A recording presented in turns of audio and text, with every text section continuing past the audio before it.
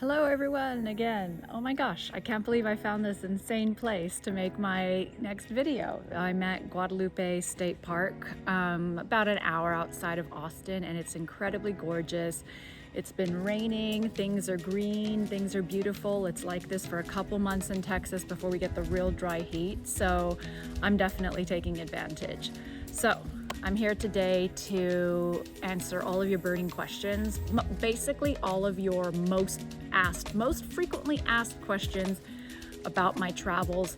This is probably a part one, maybe there will be a part two. It depends on how many questions I get, but I'm definitely going to go through and answer a lot of the questions that you guys ask me because there has been so many of the same ones over and over again, so I'm just gonna make a video about it. So let's dive right in. It has to do with all of my travels, not just my 6-month across the country trip that I put on YouTube, but pretty much everything. But starting with the most common question I get, how can I afford to travel? The answer is that I work full-time. So there's actually a two-part question to this. How do I afford to travel and what do I do for work? The answers are pretty much the same. I work full-time. I work remote for an IT company. I've been in the IT field for 14 years and I can work remotely, so I take advantage of that. I don't just sit in my house. I go out and travel, and that's what I like to do. That's the decision that is right for me. If you like to work at home all the time, that's fine, but this is how I travel. I'm not on vacation.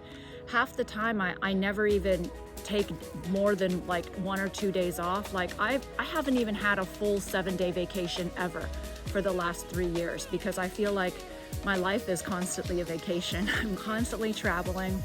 I finish work, I go out and I do things that I want to do. So I actually work every single day, like maybe not on the weekends sometimes, but pretty much every single day I'm working. So I do work. I'm not on holiday and I do support myself through that work. And it is remote, so that answers how I can travel and how I can afford my travel. There's a third part to this question too that I want to answer, and that is how I can travel and afford to travel. The affording part I get because travel is expensive. I've spent a lot of money traveling, and I've also traveled a lot of places for free because I have a bunch of travel credit cards. I actually wrote a blog. I'll link it. I'll put a little photo here and I'll link to my blog post below. The top 3 travel cards for 2023. I did the research and I use like 3 or 4 of those cards in that list. So I would highly suggest getting a travel credit card. Now, what does that mean? That means that when you start spending money on the card, you're earning points towards travel. It's 1 point per dollar, or, you know, they have different ones, 1.25, 2 points per dollar, which is an excellent rate. And then sometimes when you sign up for these travel cards, you'll get 75,000 free bonus miles or free points if you spend X amount within the first 3 months or something. So that's usually what I do. I don't sign up for any more because I have a ton of travel credit cards, so I just continue using the rewards. So I put a lot of stuff on my credit card. Once you pay it off, you get all of those points. So it's very important to make sure, obviously, you're paying off and it's manageable, your credit and your finances, but use those travel credit cards because you can get a free flight across the Atlantic for like 75,000 points. It's very easy to do.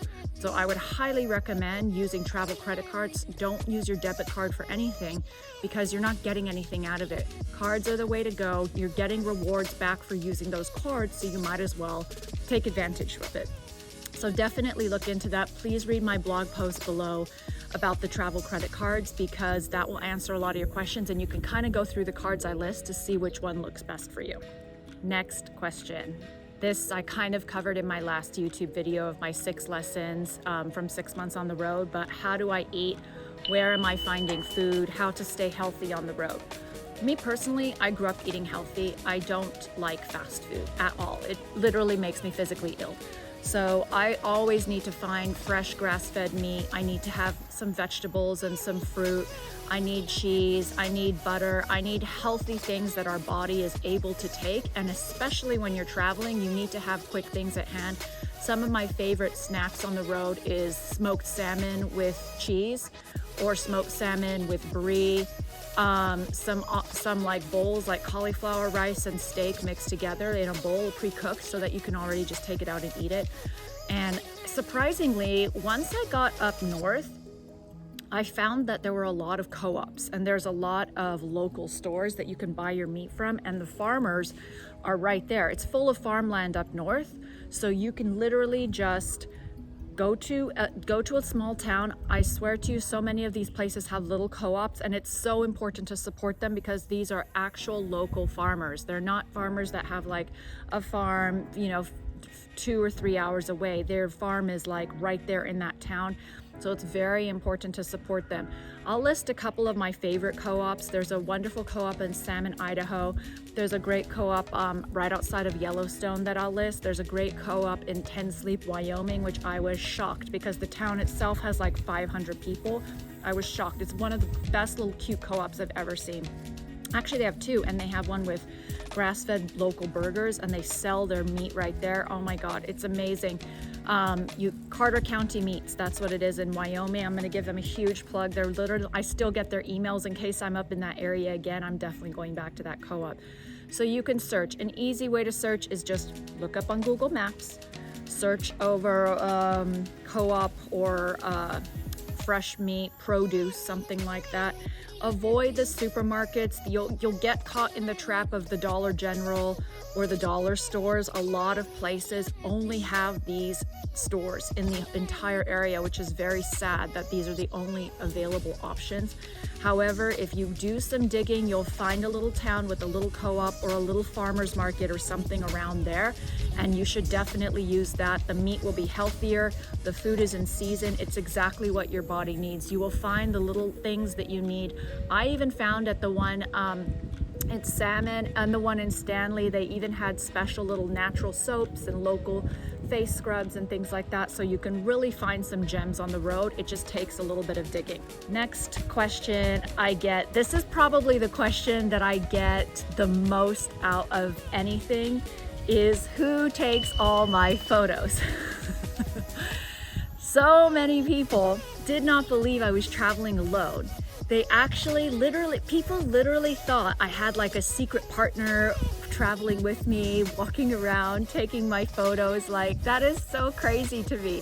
Why would I be lying to everyone and saying I'm solo traveling when I'm traveling with a partner? I would love to have a partner. They could take the photos of me, or I'd be able to go to way more areas because I would have somebody else there. I have to be careful as a single female where I'm going. So the answer is I'm taking all of my photos. Every single photo you see of me on Instagram, I took it. Nobody else took it. And I have lots of tips and tricks on that. And I'm actually creating a workshop on how to take a very normal, everyday selfie when you're traveling, when you're in a beautiful area and you want to take a photo and you're kind of like, it's awkward. It's super awkward to do it at first, but I know how to do it. I figured it out because I've been traveling on my own since I was 14. So who's there to take photos of me? Nobody. So I figured out how to do it, and I'm going to show you guys how to do it in an entire workshop, and I'm going to give you all my tips and tricks. And once that workshop is live, I will link it down below. So please come back to this video, bookmark it, save it, because I am going to have a nice selfie launch course. Not fancy, it's not advanced, it's beginner. It's a beginner selfie for anyone, and anyone can do this. It's so, so easy, and I'm so excited to do this because I now love taking photos of myself because I figured out easy ways to do it, and I've learned how to do it, and I've learned how to be comfortable around the camera. If I can do it, and I was an extremely shy, introverted child, you guys can do it too. So please stay tuned for that.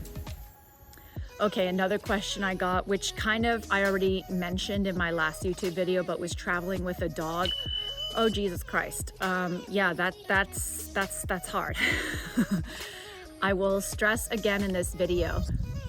National parks do not allow dogs on the trails. Nowhere in the US, because now I've been to all of them. So I know this for a fact. You cannot have dogs on the trails. Do not take your dog to National Park unless you plan to do a nice little blitz on drive-through on your way to another location. You can stop and take pictures, but dogs cannot go on the trails.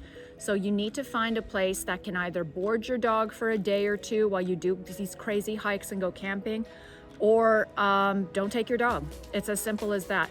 There are lots of trails around the national parks that are dog friendly because people know they're bringing their dogs and they want to go there. Like for example, in Moab, you can't bring your dog on the trail in Arches, but there's Sand Flats Recreational Park, which is right there, and it's dog friendly and it's gorgeous. You can see snow-capped mountains in the distance, and I went there in like September, October, and you can take your dog. Definitely search dog-friendly places before you make a whole trip to a national park. You cannot take your dog. So account for that, and then of course the dog fees. Pet fees for Airbnb are super expensive. They're like $100. So budget extra if you're bringing a dog. Plus their food and all the essentials, of course, that goes without saying. But budget accordingly for your dog. If you're staying in hotels and Airbnbs, there is a $50 to $100 pet fee, and you cannot take dogs on trails when you go out. And lots of times you can't leave your dog home alone in Airbnbs and hotels, especially if your dog has separation anxiety and starts whining. So it's gonna whine. I've had complaints before, and I've had to come back and get Franklin. For some reason, there are some places he just hates being alone at. So you have to take into consideration your dog is a living, breathing person.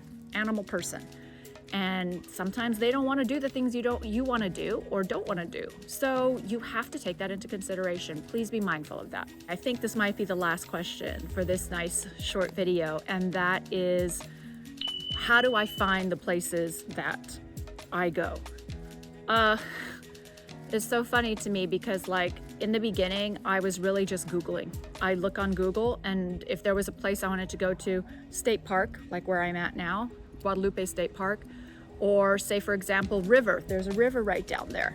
So I would literally Google the area I'm at, just type in river, beep, beep, beep, beep, beep, beep. All the river spots will come up, and I look at the photos, if there are photos on Google, and choose the one that calls to me, the one that looks the nicest, the one that looks like I would want to go there. And I go and hope that it works out. And guess what? 90% of the time it totally works out. So I would say just search on Google. Nowadays, there's Instagram. You can get tons of travel inspiration from Instagram, save stories. I found a lot of my international locations from Instagram. So follow some cool travel accounts. Follow my travel account on Instagram, and you'll find a ton of travel inspo on there. Just save those locations and start making a little list of where you want to go. Next time you're going to go take a trip, just pull out that list. Be like, oh, okay, yes, I want to go to Spain. I want to go see flamenco dancers. Let's go to Sevilla, Spain. Done. And then just go. So yeah, that's pretty much it. I just use Google. Like, I don't have any other special magic pill on the places I find. I'm personally very adventurous. I will go anywhere at the drop of a hat. If I feel like going somewhere, I don't even question it, I just go. A lot of people need to plan. There's a lot more traveling involved, and I understand because I remote work, so I do have a little bit more freedom. But just go to a place, even if it's just like a half hour outside of where you normally are. Just go.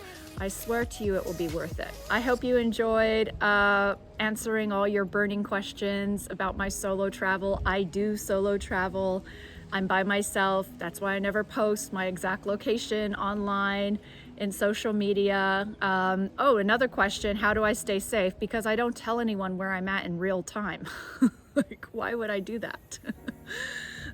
Yeah, you guys never actually know where I am. You may think that I know based on where I'm posting, but I was probably there like 2 months ago. I was definitely not there right away. Never post your location if you're traveling solo on social media. It's a terrible way to get stalkers and creepers. Just enjoy your life. Don't post the location and then post a few days later or post a month later like I do. Who cares? You still went there. Just be safe. Be safe on the road. Be safe, be adventurous, have fun, watch your finances and your budget. You'll do great. Thanks for watching, everyone. I'll see you next time. Bye.